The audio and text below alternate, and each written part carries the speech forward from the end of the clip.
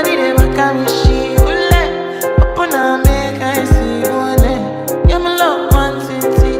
If you make a bad man sing, oh,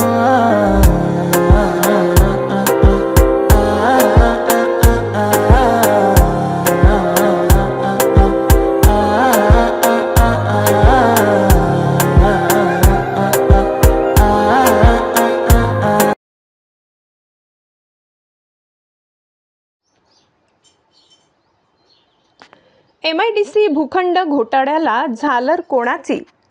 आयमाचे माजी खजिनदार गोविंद झा यांच्यासह 5 जणांवर अंबड MIDC पोलीस ठाण्यात काही दिवसापूर्वी खंडणी, अपहरण, मारहाण, फसवणूक यासह अनेक कलमाखाली गुन्हा दाखल करण्यात आला आहे. गंगापूर रोड परिसरातील उद्योजक संतोष दळवी यांनी हा गुन्हा दाखल केला आहे. मात्र हा गुन्हा दाखल झाल्यानंतर अंबड आणि सातपूरसह जिल्ह्यातील सर्वच MIDC मध्ये ठराविक उद्योजकांना MIDCचे अधिकारी एकाच व्यक्तीला अनेक भूखंड कसे बहाल करतात, जिल्हा उद्योग केंद्र अनुदानाची खैरात कशी वाटप करतात, असे अनेक मुद्दे पुढे आले आहेत. याबाबत प्रकल्पग्रस्त शेतकरी संघटनेचे अध्यक्ष साहेबराव दातीर यांनी जनविश्वास न्यूज महाराष्ट्रसाठी दिलेली खास मुलाखत. नमस्कार, मी साहेबराव दातीर, एक भूपडीत शेतकरी. अंबड सातपूर या भागासाठी ज्या शेतकऱ्यांनी जमिनी दिलेल्या आहेत त्यांच्या न्याय हक्कासाठी आम्ही लढा देत असतो. त्यातून MIDCत जे काही चाललेला भ्रष्टाचार आहे गेल्या 15 वर्षापासून त्याच्या विरोधात आवाज उठवतो. हे जे गोविंद कुमार झा आहेत हे मागील काळात आयमाचे खजिनदार होते. त्यावेळेस त्यांनी एक भूखंड जे काही व्याजाने पैसे दिले आणि नंतर त्याला मारहाण करून तो बळकावण्याचा प्रयत्न केला. जेव्हा याच्या खोलात गेलो आम्ही त्यावेळेस सगळी माहिती घेतल्यानंतर किंवा माहिती मिळविल्यानंतर जी काही माहिती मिळाली ती एकदम धक्कादायक आहे. MIDC संदर्भात अतिशय त्याला काय म्हणता येईल, म्हणजे MIDCच्या अधिकाऱ्यांना, DICच्या अधिकाऱ्यांना जी काही ज्या आयमा या संस्थेचे ते खजिनदार आहे त्या आयमा या नावाला काळीमा फासणारी ही भूखंड घोटाळ्याची घटना आहे. मुळात असं आहे की यांच्या नावावर कमीत कमी 19 ते 21 भूखंड आहेत. आणि जेव्हा काही माहिती घेतली आम्ही तर हे भूखंड यांनी आयमा या संस्थेच्या नावाचा वापर करून आणि या सर्व प्रकारात हे जो कोणी उद्योजक अडचणीत असेल त्याच्या मजबुरीचा फायदा घेऊन MIDC अधिकाऱ्यांना हाताशी धरून, DICच्या अधिकाऱ्यांना हाताशी धरून आणि आयमा संस्थेतल्या जे काही इतर पदाधिकारी यात ते पण यांना सामील आहे, ते पण यांना मदत करत असतात आणि या सर्व प्रकारातून हा भूखंड घोटाळा उघडकीस आणलेला आहे. असं आहे की एखादा उद्योजक उद्योग करताना त्याला काहीतरी एक MIDCत समजा आपण जे काही प्रोजेक्ट रिपोर्ट सादर करतो त्याच्यानुसारच त्याला तो भूखंड मिळतो. पण इथं तसं होताना दिसत नाही आहे.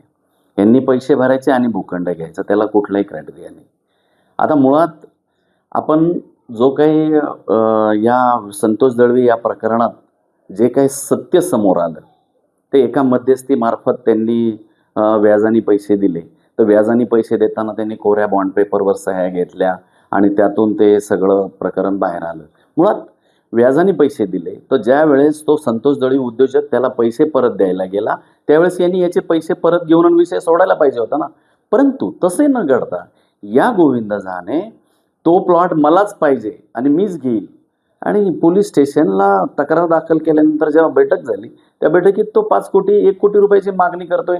जेव्हा की 45 लाख 50 लाख रुपये दिले होते फक्त, 50 लाखाच्या बदल्यात 1 कोटी रुपये मागणं, त्याचे डॉक्युमेंट परत न करणं, त्याला NOC न देणं, हा तर एक अन्यायच आहे ना. बरं, घोटाळा असा आहे की याच्याही अगोदर त्याने 4-5 प्लॉट नंबर H162, H42 असे जे काही भूखंड आहेत ते सुद्धा यांनी अशाच प्रकारे घेतले. परंतु याच्या दहशतीमुळे लोक पुढे तक्रार द्यायला येत नाही. हा फार मोठा माणूस सांगतात.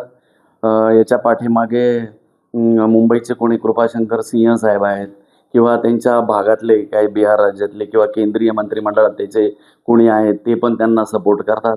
आणि इथले काही पदाधिकारी बेळे आहेत, गोपाळे आहेत, वरुण तलवार आहेत, त्यांनी आयमाच्या खजिनदार या कार्यकाळात भरपूर भ्रष्टाचार केलेला आहे, त्याचे कागदपत्र आम्ही ज्या ज्या सरकारी कार्यालयाला कागदपत्रांची मागणी करतो किंवा माहितीच्या अधिकारात कागदपत्र मागतो, आम्हाला दिले जात नाही. आम्ही 50-50 वेळा चक्रा मारतो MIDC कार्यालयात की या भूखंडाची चौकशी करण्यात यावी, पण तसं होत नाही. माझ्याकडे सगळे पत्र आहे, मी दिलेले वेळोवेळी. मी एक कायदेशीर नोटीस पण दिली, अजूनही त्याला उत्तर आलेलं नाही आहे. आणि एकच उद्योजक इतके 19-20 भूखंड घेऊन असा काय? बरं, बाकी सगळे रेंटने दिलेले आहे ना. आम्ही MIDCला हीच मागणी करतोय की भूखंड आपण उद्योगासाठी दिलेला आहे, भाडेकरू ठेवण्यासाठी नाही दिलेला. जर ह्या 21 भूखंडावर उद्योग चालू असता, रोजगार उपलब्ध असता आणि खरंच उद्योग चालू असता, आम्ही त्याला कशाला विरोध केला असता. बरं, तुम्ही भूखंड घेऊन इन्व्हेस्टसाठी घेतलेला आहे आणि आता याच्यात म्हणजे वेगळा पार्ट असा आहे की या भूखंडांवर म्हणजे या त्याच्याच कंपन्या, या कंपनीतून त्या कंपनीतून, त्या कंपनीतून या कंपनीत असे बिलं बनवून त्यांनी GST घोटाळा केलेला आहे आणि DICत सबसिडी घोटाळा पण केलेला आहे. आता सबसिडीचं तुम्ही जर बघितलं तर या म्हणजे DICने फक्त याच माणसाला सबसिडी दिलेली, काहीतरी 300-400 कोटी रुपयाची सबसिडी. मग MIDCत फक्त हा काय जावाई आहे का DICचा? बरं, सबसिडी देताना त्यांनी काही क्रायटेरिया लावला पाहिजे, तो पण नाही.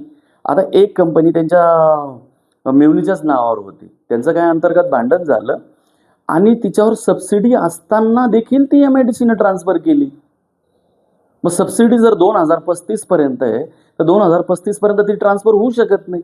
मग ती ट्रान्सफर कशी काय झाली किंवा अधिकाऱ्यांनी केली कशी काय, हा आमचा मूळ प्रश्न आहे. कसं आहे, आम्ही MIDC अधिकाऱ्यांना माहितीच्या अधिकारात पत्र देतो, माहिती घेतो, विचारतो, पण आम्हाला उडीची उत्तरं मिळतात. मुळात कागदावर माहितीच देत नाही. माझ्याकडं सगळं माहितीच्या अधिकाराला 4-5 पत्र आहे. अपिलात गेलो, कायदेशीर नोटीस दिली, पण आम्हाला उत्तरं मिळत नाही. काय झालं, जेव्हा हे प्रकरण आम्ही पोलीस स्टेशनला नेलं, आम्ही म्हटलं की यांनी अपहरण केलेलं आहे, खंडणी मागितलेली आहे, जीवे मारण्याचा प्रयत्न केलेला आहे, याच्यावर गुन्हा दाखल करण्यात यावा. परंतु त्याही वेळेस पोलिसांनी गुन्हा दाखल केला नाही. आम्ही अनेक वेळा मागणी करूनही पोलिसांनी त्याच्यावर काही कारवाई केली नाही. आम्ही सर्व संबंधित यंत्रणांना, MIDC अधिकाऱ्यांना चौकशी करा, ते पण त्यांनी मान्य केलं नाही. शेवटी आम्ही नाईलाजास्तव कोर्टात गेलो आणि कोर्टाने गुन्हा दाखल करण्याचे आदेश दिले. तरी देखील पोलिसांनी 8 दिवस लावले गुन्हा दाखल करायला. जेव्हा आम्ही पोलिसांना विचारणा केली आणि त्यांना सांगितले की जर तुम्ही गुन्हा दाखल करत नसाल तर आम्ही कोर्ट ऑफ कंटेम्प्ट करतो, न्यायालयाचा अवमान, तेव्हा त्यांनी गुन्हा दाखल करण्याची प्रक्रिया केली. गुन्हा दाखल केल्यानंतर आजही तुम्हाला सांगतो कमीत कमी 10-12 दिवस उलटून गेले, अटक होत नाही, तो इथंच फिरतोय. आणि ह्या सर्व प्रकारातून आता तुम्ही म्हणाल उद्योगमंत्र्यांना, परंतु आमच्याकडे सगळे पुरावे, त्याला अटक होत नाही, त्याला सगळ्या बाजूने त्याला संरक्षण मिळतंय. आता संतोष दळवीसारखे गरीब उद्योजक, तो तर बिचारा त्यांनी म्हणजे का त्याचे वडील वारल्यानंतर त्याची परिस्थिती नाजूक झाली आणि एवढा कारभार सांभाळता आणि कर्ज पण होऊन गेलं होतं, त्याच्यामुळे त्याला पण लढण्याला किती बळ असेल. परंतु या सगळ्या विषयात आम्ही लढलो. आता माननीय उद्योगमंत्र्यांकडे आम्ही एवढ्या 8 दिवसात जाणारच आहोत. त्यांच्यापुढे माननीय जिल्हा प्रशासन असेल, MIDC अधिकारी असेल, हे सर्व कागदपत्र आम्ही त्यांच्यापुढे ठेवणार आहे. बघूया आता ते पुढे काय कारवाई करतात. आणि आमची प्रमुख मागणी हीच आहे की इतर खऱ्या उद्योजकांना, ज्या लोकांना खरंच उद्योग करायचा आहे आणि त्यांना भूखंड मिळत नाही आणि एकच व्यक्ती त्याच्याकडे 21 भूखंड, तेही पण भाड्याने दिलेले, त्याच्यावर पण ज्या प्रोजेक्ट रिपोर्टनुसार त्यांनी काम केलं पाहिजे ते होत नाही. मग याच्यावर मग आम्ही शेतकऱ्यांनी जमिनी काढायच्या, मूळ प्रश्न आहे. बाहेर जे काही खरे उद्योजक आहे त्यांना न्याय मिळत नाही, त्यांना जागा मिळत नाही आणि शेतकऱ्यांनी जमिनी देऊन जर याच्यावर अशी फसवणूक होत असेल तर मग शेतकऱ्यांनी MIDCला जमिनी तरी का द्यायचा, हा फार मोठा गंभीर प्रश्न आहे. हे बघा, हे एकच गोविंद झा यांनी घोटाळा केलाय असं नाही आहे. मागे आम्ही तुकडाबंदीच्या बाबत अनेक तक्रारी केल्या होत्या, उद्योगमंत्र्याकडे तक्रारी केल्या होत्या. आमची मूळ मागणी म्हणजे आम्ही जी मागणी लावून धरलेली आहे ती ही आहे की अंबड सातपूरच्या शेतकऱ्यांनी 1100 हेक्टर जमीन ही 1973ला दिली होती. त्यानंतर मोठमोठे उद्योग आले आणि आज गेल्या 10 वर्षात अनेक मोठे उद्योग का गेले, नाशिकची औद्योगिक वसाहतीची वाताहत का झाली, तर याचे आत्मपरीक्षण करावं. आणि आम्ही अशी मागणी केली होती की या 1100 हेक्टरचं संपूर्ण जागेचं MIDCने उच्चस्तरीय समिती लावून ऑडिट करावं, तपासणी करावं. याच्यातून सत्य बाहेर येईल. कारण याच्यासारखे असे अनेक आणखीन गुंतवणूकदार आहे, काही राजकीय लोक आहे, काही आयमानिमाचे पदाधिकारी पण आहे.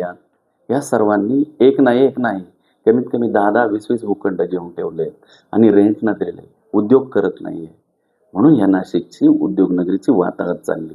आज सरकारी भाव 6,000 रुपये भूखंडाचा, आणि आज तुम्ही जर चौकशी केली तर 40,000 रुपये, 45,000 रुपये.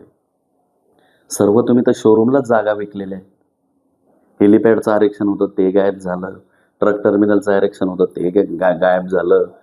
असे जे काही मोठमोठे पोलीस स्टेशनचं आरक्षण होतं, तिथं जर MIDC पोलीस चौकी जर नसती झाली तर कदाचित तोही भूखंड गेला असता. म्हणजे जे काही असे आरक्षित केलेले भूखंड होते ते सुद्धा गायब झाले. आज तुम्ही बघा, जी जुनी कॉन्टिनेंटल कास्टिंग होती ती बंद पडली, ठक्करने घेतली, आणि त्याच्यावर एक अल्प इंजिनिअरिंग म्हणून रेंटनी उद्योग चालू आहे. मग इथं उद्योग कसे येतील? 40,000 रुपये स्क्वेअर फुटाचा भाव देऊन इथं कोणता उद्योग येईल? उद्योजकाला पूरक असं प्रशासनाने कोणतंही काम ठेवलं, फक्त भ्रष्टाचार आणि भ्रष्टाचार.